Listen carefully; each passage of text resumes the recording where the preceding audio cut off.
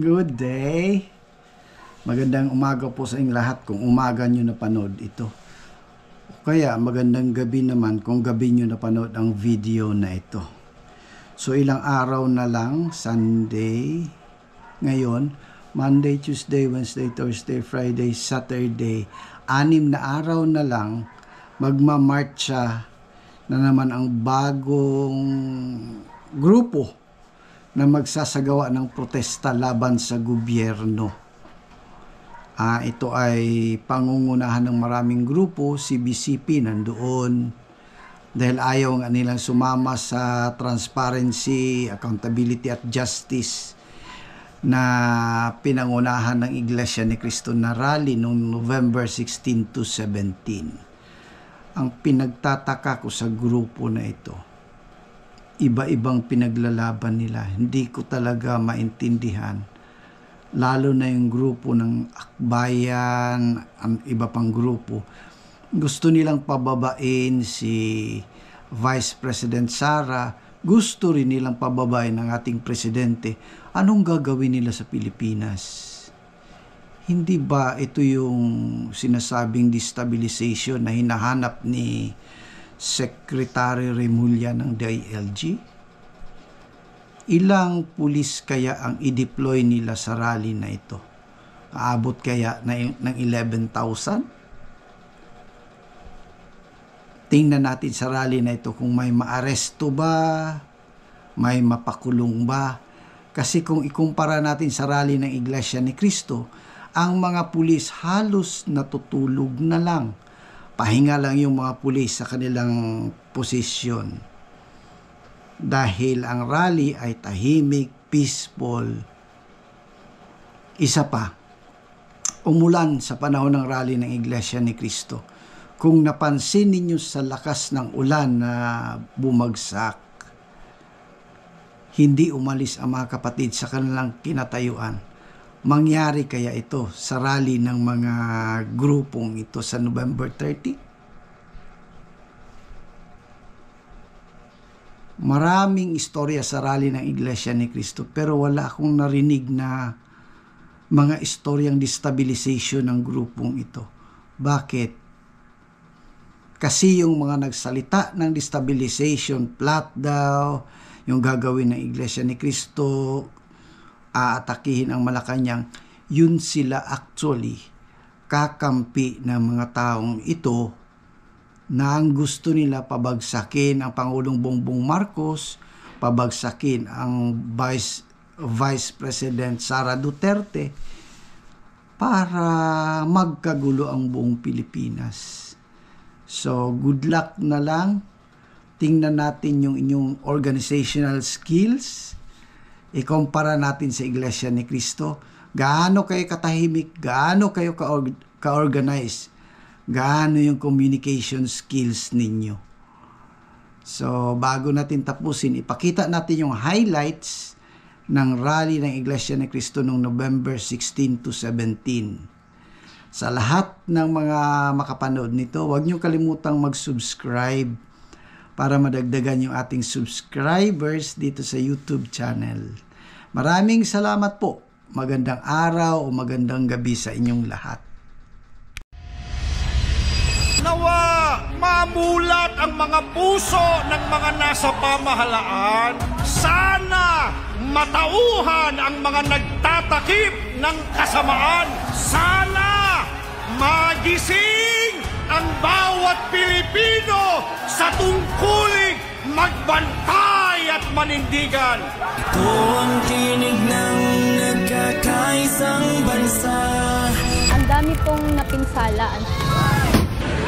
Ang daming mga nasawi. It's okay if we lost everything, anak. Pera naman po talaga ng taong bayan yun. Kaya ibalik po nila. Kinakalampag po natin ngayon ang nasa pamahalaan. Hindi talaga maayos yung flood control project. Kanya-kanya po silang katiwali ang ginagawa. Malala po.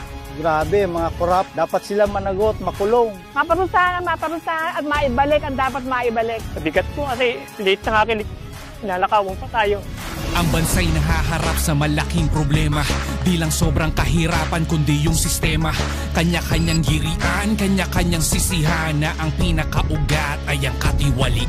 Ating pagtitipong ito ay isang mapayapang panawagan na marinig, madama ng mga nasa kapangyarihan ang tinig ng sambayanan. Kayo ang nilagay ng taumbayan para kayo po magsilbi nilang kamay. Subalit at bakit nagtatanong kapansin-pansin ay sa halip na ginhaway hirap sakit ang binibigay. Mahirap ng mga Pilipino, lalo pang pinapahirap ng ating namumuno.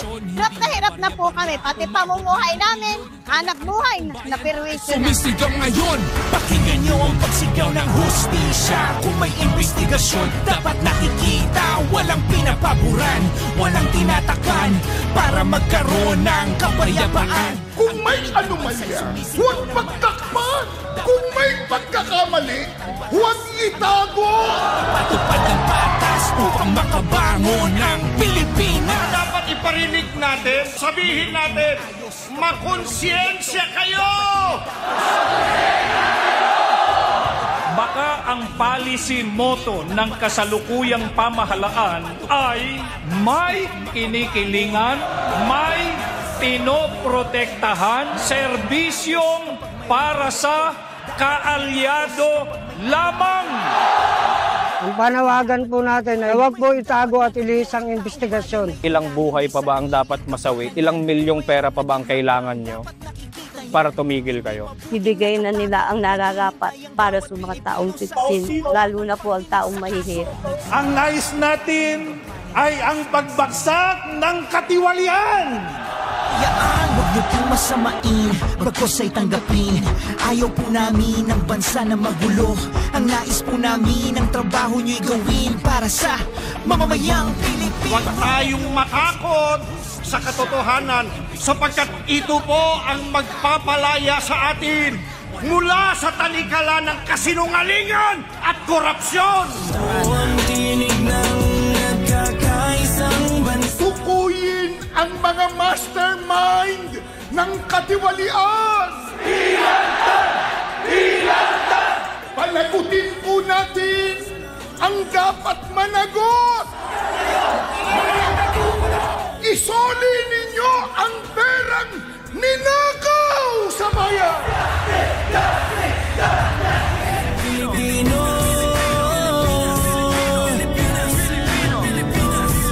Ang hangad po natin para sa ating pinakamamahal nating bansang Pilipinas, isang gobyernong hindi takot managot at magpanagot at mga mamamayan na sa paninindigan hindi matatakot. Sama-sama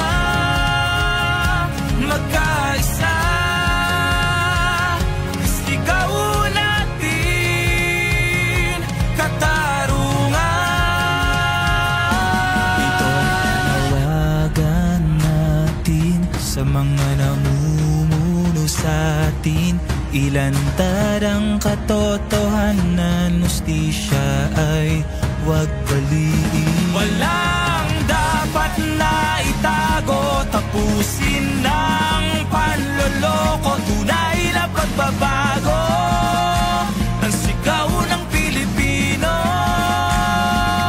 Kapag walang pananagutan, wala pong progreso. At kapag walang progreso, ang magdurusa, hindi po ang pamahalaan, kundi ang mga kaawa-awang ordinaryong mamamayan katulad po natin. Mabuhay ang Pilipinas! Mabuhay ang Pilipinas!